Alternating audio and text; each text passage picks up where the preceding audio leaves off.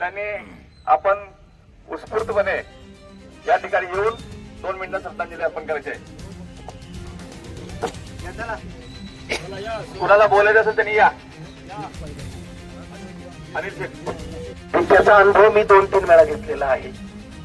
दादा म्हणजे हरवणारी, दादा म्हणजे सर्वश्रेष्ठ माणूस. आज महाराष्ट्रातच नाही तर भारतात पाहिलं तर ही बातमी वाऱ्यासारखी पसरल्यानंतर हजार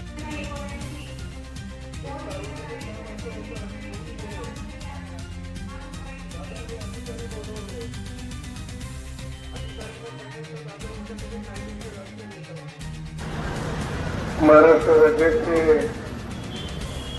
उपमुख्यमंत्री आणि पुणे जिल्ह्याचे पालकमंत्री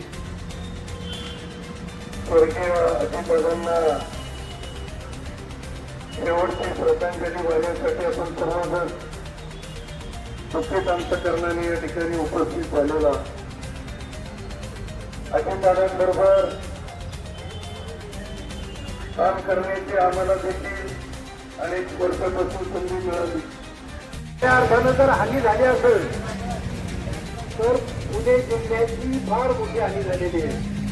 असा नेता या पुढच्या काळामध्ये होणे नाही. दादांचं काम आपल्या सर्वांना माहीत आहे.